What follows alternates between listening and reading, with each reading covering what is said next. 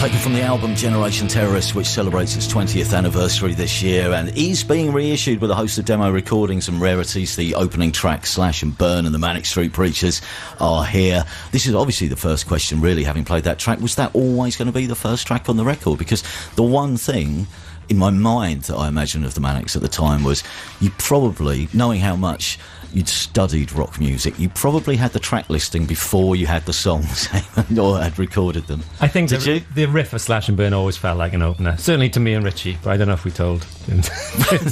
No, they kind of it did, yeah, because of the riff and the kind of, and obviously it was one of the more kind of far-reaching kind of eco-political statements on the record even back then, so it just felt like a natural start. That cowbell as well, it's like a clarion call to rock fans, isn't it? Yeah, absolutely. But you must have had it in your head, so having sort of studied, rock, how it works, that first track on that first album has to be something which is almost, as you say, it's the rallying cry in a way. Yeah, and it felt like a Stones riff, really. I remember when Jim's come up with a riff, we were in a demo studio in House in the Woods, and Steve Brown, the producer, was trying to get him to do a Keith Richards riff. And he added a bit of Slash to it, I think. Once you knew, right, we are actually going to make an album. It might even be our only album. Was it, it must have been, this is the point you've dreamt of, isn't it, for ages? I think we deluded ourselves into thinking it was going to be our only album, just for the sake of putting every single drop of energy and intellect and melody we had in us into it. Yeah. Because it did feel like it might be a one-stop show. That's why I think it's probably overloaded with too much. Well, I was going to say, did you at any point sit down and talk about what it is or what it was going to be, this record? Because there were so many ideas floating around the band. No, I just think the mission statement from Wire and Edwards of selling 16 million records and splitting up in a blaze of glory was, in a way, was something perhaps me and Sean gave shifty looks at each other like, I'm not sure about this plan. But Sean's still giving the shifty look now. But in retrospect, I think it was good management. It was good. It was a good motivator, because from that point on, from that statement onwards, there was just fear of failure. Really, inevitably sell 60 million records. Kind of. Yeah. So I think there was a fear of failure, and that fear just kept pushing us on. When we were recording the record, like Motorcycle Emptiness, just wouldn't have been left up on the desk as long as it was, and it wouldn't have mutated into perhaps what was one of our true moments, first moments of greatness, kind of thing. So it was something that pushed us on, I think. I want to talk about Motorcycle Emptiness in a bit. So there were no, given the wonderfully contradictory world of the band at the time, there were no disagreements particularly. You just got on with it and then tried to sort of piece it together, because this record was so many different things, wasn't it, in terms of attitude? I don't think there was many disagreements, actually. No. Even though I don't think Sean was particularly happy with the slightly more metal side of things, but I think for that period we just decided. I always knew he was my favourite. Well, Sean kind of instigated the long kind of disagreement and discussion between me and him, mostly, of McCarthy versus Guns N' Roses. Yeah. He thought we'd lost some of our indie edge, and we'd given over to kind of cock rock guitar, rock behemoth kind of thing. So there were murmurs of disapproval from the Moro camp. But the thing was, because this album, it was both, it had to be so many things, and was in a way so many things, but it had to be both a beginning and an end. It was destruction and celebration. The way I look at it is basically we actually wrote our myth before we lived it out. I think because at the time it was such a dire time for British music, every journalist we met, or in the media or anything, they might not really have liked us, but just because everything else was so dull, and it was just basically guitarists talking about their effects pedals. What's wrong with that? Imagine doing an interview with Chapter House or something. You just want to. Well, I was going to say, we have to put this all obviously into the context of the time, don't we? Because what you were doing, in many ways, was the antithesis of so many things that was going on. There was the post-Grebo bands. There was obviously a certain amount of grunge. There were the T-shirt bands, as we call them. Can you just say T-shirt bands? T-shirt bands. Say it with the disdain. T-shirt bands. That's it. Always used to make me laugh. T-shirt bands. There was the shoegazers, even the Manchester thing, which didn't, obviously, I don't think annoyed you as much. Possibly. No, I think that was burning out a bit, but we recognised the kind of potential and what that had done, definitely, and the amazing musicianship of John Squire or the Mondays and stuff. But we were pretty much opposite to everything. We didn't feel any kinship with anyone, and mostly because me and Richey had pretty much slagged every single other band off anyway. Yeah. So we built a cul-de-sac for ourselves, and we kind of lived in it quite happily. Did the isolation then lead to a sort of increased feeling of bravery almost? Because there was nothing, you didn't have to hang out with anyone else. You already thought you were better than anyone else anyway. We did have a really ridiculous kind of superior worldview, undoubtedly. Like I said, it was kind of a mixture of madness, delusion, and some kind of intellect that we just forged between the four of us. We really trusted each other. That's why there wasn't that many arguments then, because we had like a Marxist division of labour where, you know, me and Richey would take care of the lyrics and the look, and Jim Sean would take care of the music, and then Richey would go and do the artwork, and, you know, it was healthy. I long for those days. So it's summer 91, I think, isn't it, by the time you start recording it? By this point you are, by your own admission, one of the most talked about bands in Britain for various reasons. One, because you can actually... Thanks to you. Thought that might come up at some point. You'd signed to Sony. Single comes... When does Stay Beautiful come out? Pretty early. It was our first top 40 hit. I remember doing absolute cartwheels because it went up the second week. Because is it true? Is that story true that you listened to a transistor radio on the way down from somewhere on the train? Yeah. Coming into London? From Sheffield. And listening to the chart. You know, I'm not quite sure how we went up second week, if I'm being honest with you. But those were the days when, you know, you could work the system a little bit. It went in the top 40 and it was played on. I remember listening to... so who was doing the evening session? And I don't know if it was you or Mark Goodyear. Yeah, we listened to it, didn't we? And he did Stay Beautiful. Sounds like we're talking about the 60s or something. Well, the other thing which was quite noticeable was, there was obviously quite a almost violent reaction, pro and anti, but the people who started following you, and a lot of people, the fans, you seem to resonate with a certain type of people, and that's that fandom, that sort of, that basis, the people, your audience starts to build quite earlier on. It's quite surprising to think that there were people like us, because we never really thought there were. But undoubtedly, from very early on, everywhere we went, there was just people looking for something in every town, from Derby to Glasgow to Swansea, wherever, And they were, as soon as they bought into us, it wasn't just into the music or the lyrics, it was the whole lifestyle, it was the shirts, it was the leopard print. And then that built pretty quickly, really. Yeah, that's what I think. As I say, it resonated with the sort of people who were looking for something. Yeah, it did. It's sort of people that we were. We never, we had the Smiths, and we looked back to the Clash and the Pistols and stuff, but we didn't quite have the band of our era that we wanted to be in. It was. I remember, kind of on that Motown Junk tour, that people were actually just bringing books to sign rather than our records, their copy of The Outsider by Camus or their copy of Nausea by Sartre. They're actually bringing books for us to sign instead of our records, which is kind of, I remember that moment on the Motown Junk tour thinking, this is kind of strange. Yeah. It's quite hard getting James and Sean to fit into women's blouses at times. I remember a few of those looks from Sean. I did try. I thought I looked all right in a couple of them, actually. I mean, that darts shirt I wore was kind of rough, but... I was going to say this the other way around, rather than forcing people in. Was there ever a point where you had to veto someone who'd just taken that clothes step too far? I remember kind of before it wasn't closed, but I remember before the Snub TV interview, Richey tried to put a bit of eyeliner on me. Right. And if you look, I smeared it off for the interview, but I just looked like somebody who's just come up from the pit. It just didn't work on me at all, kind of thing. I remember being in the kitchen of Philip Hall's house before we played the Marquee, and I put this like chiffon see-through kind of broad blouse on. He went, doesn't work on you, boy. It's awful. And the Snub TV interview, is that the one when Nicky stood at the back? It is. It is, yeah. We will never write a love song. We will never write a love song. Or that one. But I said the kind of the thick-eyed thing of saying, we don't want to play the toilets of Britain. We just want to go straight to the massive arenas or the medium-sized venues. He lived to haunt you, that one. Yeah.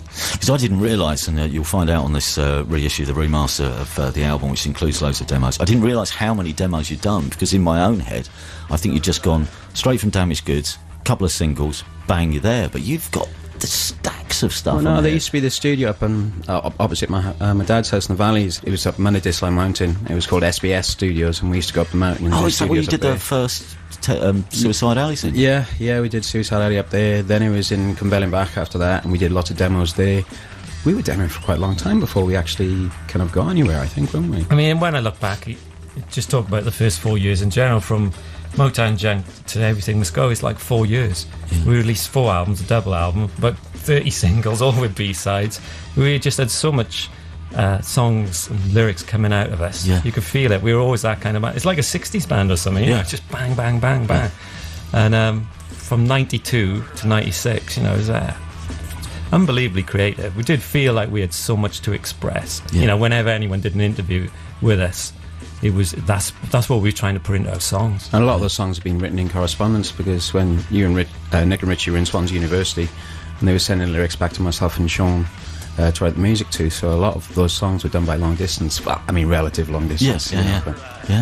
We'll play one of the demos, then we'll talk more about the album. So, Motorcycle Emptiness, it started a bit like this. This is the South Wales demo version of what would go on to be one of the most essential Manic songs of all time, I guess. Manic Street Preachers on 6Music, Motorcycle Emptiness, version 1.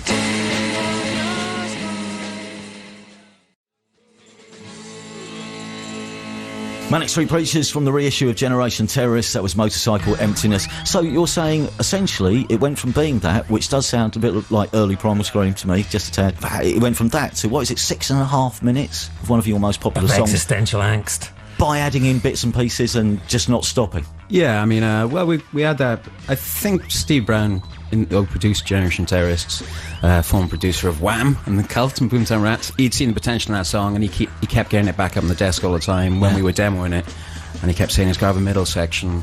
And we took a middle section from a song called Behave Yourself Baby, which was like the June Bride, which was a complete June Bride rip-off, and we put that in there, and then he went, James, I've got something to say to you. And I went, I've got something to say to you too.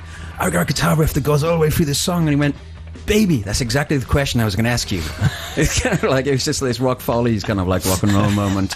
The fact that he had so much faith in the song, he kept pushing and pushing it, and making us add bits to the song. And because he believed in its potential greatness, is because how it, you know, evolved didn't become where it was. I think. You mentioned Steve produced the record. He wasn't initially the first choice as producer. There were other people that you met. Andy Taylor. Yeah, we had a meeting with Andy Taylor, and it seemed like the morning after the night before kind of thing. It seemed like he quickly put his makeup on, and there were signs of partying in the control room in the studio. We were visiting him. Right, is all I'll say. Triton, right, was it? He's in Triton, I think. Yeah, and Mark Shaw. Then Jericho was there. You've done Mark Shaw. That's right. Mark Shaw was in there. I'm sold already. We were sold as well. He was wearing his Ray-Bans. He was wearing a bit of makeup. You know, he was completely torn and frayed from the night before. See, I'd have gone for. You could have had the two of them. Just employed both of them. It's like, I mean, I know they sound like a firm of solicitors. Who's your album produced by? Taylor and Shaw. It'd be brilliant. But he never got back to us. Paul Schrader, who engineered the first Roses album, never got back. Actually, he did get back to us. He said he couldn't hear there were any songs on there. I think we might have thought about Bob Ezrin. Alice Cooper's producer, he never got back to us. Steve was the only guy that picked up the phone, really. And I mean, obviously, when you start, do you know how big it's going to be? As I mentioned the track listing, but obviously it goes on to be, you know, a big record. Were songs, well, we can't get rid of that, that also tells part of the story that you just had to keep and they couldn't throw away? I think the only one really, from my point of view, was New Art Riot. I think we could have probably done a better version of that. That would have been nice to put on there. Everything else, we were stretching ourselves. 18 tracks was a lot, like I said, because we'd used all the heavenly stuff as well. We'd already done Motown and You Love Us, and used a lot of really good B-sides. So, you know, by the time we'd finished with all the 6 singles as well, and from heavenly to that, we'd written about and recorded about 40, 50 songs already. You know, I wish, like Sorrow 16, for instance, or the B-side on Motown Junk could have been on there, but I think we drew a line under the heavenly. I mean, we were listening in our studio the other day. We've been practicing, and we heard you play You Love Us with the guitar extravaganza on the end, and you just laughed. You laughed at the end. You went, "That's a man." Because it is so ridiculously over the top. You know? There is a small element of regret when we listen to these old demos perhaps we should have kept the spirit of Motown Junk on some of the songs, like Methadone Pretty and Repeat and That West. Because here's the thing, isn't it? Because I was surprised about this, but you didn't play live in the studio. You sort of layered it up, did you? Did you do it in individual takes? Well, yeah, that was, you know, Steve Brown's idea was just to do a sort of Mutt Lange, Def Leppard sort of approach of, like, you know, we've spent a whole week trying to get a hi-hat sound. Did you? Yeah. I mean, so, you know, sort of almost near impossible for me. Yeah. But I managed to, sort of get through it and bought a load of computers and sat down and programmed some of it. It answers my next question, which was, because it was originally supposed to take about 8 weeks, wasn't it? I think the album. It took a lot longer than that. It took 23 weeks, ladies and gentlemen. Best time ever, wasn't it? Yeah, we had no, Messing around wasting money. We turned up and had a week off instantly. we had nervous exhaustion in the middle of recording the album. So you had to take another week there. I mean, James was never out of the studio. He was just in his element, I think when everybody had a week off, I stayed there. You did? Yeah. And was this now because you're entirely focused on this thing? Do you think by that point, can you see the wood for the trees? Because you've become obviously so invested in it, a record, I would imagine. Any debut album, but particularly yours. I remember getting a bit worried just about the Enemy and Melody Maker and stuff, because obviously now we were on a major label, and Stay Beautiful wasn't quite so well reviewed as some of our other stuff. I remember Andrew Collins saying, it's not so good because they're giving a free compact away.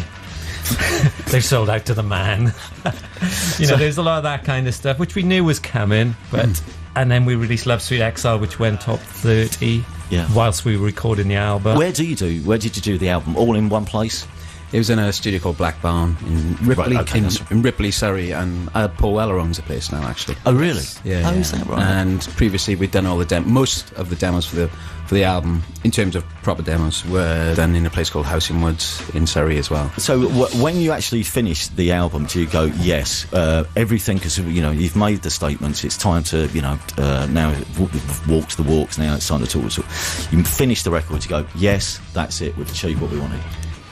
I get the feeling I was the only one like that at that point. Everyone else seemed really nervy, and I felt as if we kind of proved that we had our version of greatness in us, and we proved that people was Danny Kelly's review of Motorcycle Emptiness and the Enemy. Yeah, it was amazing. It was just literally one of the best single reviews that we've ever had, and he foisted greatness upon the song in the review, and I remember thinking, wow, it's been recognised. I remember having a massive, just a huge sigh of relief. But that was a long time after. That was a long time. Although the album itself, didn't that get 10 out of 10 in the end? Barbara Ellen was amazing. She didn't mention a single song.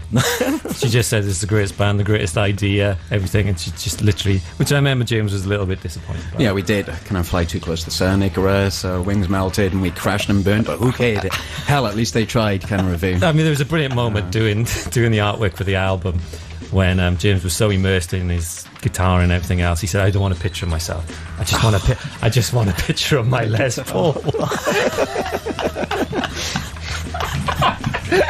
So I'm just going to spoil the whole interview by just swearing so much then. I believe it. That's true. I wanted my portrait was going to be my Les Paul White Gibson. That does the talking for me. Yeah. I can't remember Sean being particularly happy, if I'm being honest about it. No, it was a painful experience for me, but I sort of. But even afterwards, I can't remember. But with Gold Against the Soul, I managed to get some get your revenge. My revenge, yeah. But I remember when we got to Japan, James and Sean really picked up. They do. I remember thinking, look, because I was a bit weird and odd out there, I felt a bit dislocated, even though I really liked it. We played these amazing weeker gigs to like 3,000 people a night. Followed over. It was proper Manic Mania. And these two, I've never seen them so happy. You see, do you think, with benefit of hindsight, but it was a record that was necessary to make if you were going to get to the other places that you went to? In a way, kind of made sense of the vacuum that we thought we were arriving from. Yeah, in terms of just the politics and just the economic landscape in Wales, and just how we felt as if we were connected to the rest of the world, but it was so hard to access records that you read about and stuff, and it kind of made sense of the isolation, the bubble we felt as if we'd grown up in. We were just a strange bunch of birds. So was this almost sort of exercising a lot of that pent up feeling which had grown up around you, and some of the initial influences and the riffs and all that sort of stuff? It was a chance to get it all out of your system. Yeah, I think it's strange because it's an album made up of absolute love and devotion to the things that we loved. All the influence, be it Rumblefish, be it Betty Blue, be it The Who, be it the Pistols, be it Jack Kerouac, it's all in there. And yet it's quite a hateful album. It's like we turned all that positive energy into something not hateful, but because we felt no one else was saying it. Like if you listen to NatWest Barclay's Midlands Lloyds, people just laughed at us for that as a chorus, and yet it's one of the greatest lyrics we've ever written. It's so prophetic. Death sanitized through credit, predicts the banking crisis 20 years before it happened. Yeah. And stuff like Slash and Burn, Deforestation, and there was that sense of the bravado of "You Love Us," i.e., "You Will Like Us Eventually," mixed in with some Meth Don't Pretty is just, Lennon's What Is to Be Done sort of distilled into 3 minutes. It's pretty hard to do. Yeah. So, in a way, then, you're saying it stands up very well now because it was almost some of the things you were writing about, so almost ahead of their time. But well, I think we felt that, the kind of, it was a sort of postmodern record because every influence we sucked in, we tried to put out on that record, and we were never going to make like the Pistols or Arctic Monkeys. It was never going to be our defining debut album because I think we overstretched ourselves, but it's certainly a brilliant grand folly, I think. It's having read gone back and read some of the reviews at the time and some of the things which have been written about it since, this is what's possible. It presents the possibility of pop music being a catalyst for change, but at the same time it's also full of this idea that actually a lot of rock music is bankrupt, and so a lot of stars, we love music so much that we wanted it to mean more. Because that music had educated us, be it Morrissey, be it The Clash, and it led us on to so many other things. I think that's what we inspire. I guess so many people coming up to me who've, been at university or written dissertations and stuff like that. I don't think we inspired any bands, but we inspired a lot of people. Yeah, I think that's absolutely right. And Sean gets a bigger drum riser, and James over here gets to finally put his foot on the monitor during a big old guitar solo. Nice. Everyone's happy. Plenty of those moments. Did a lot of that. Thank you so much for coming in. We'll play another track from the album described, I read in one review, as a testament to wasted youth. It switches between micro and macro politics, personal despair and global capitalism. Well done, you. What do you like to play from Generation Terrorist? I'd like to pick the Marcus demo of Nat West Barclay's Midlands Lies because it's got amazing drum rolls in and it's better than the actual proposition. Here you go. It's the Manic Street Preachers on 6Music. Thank you for this. Brilliant.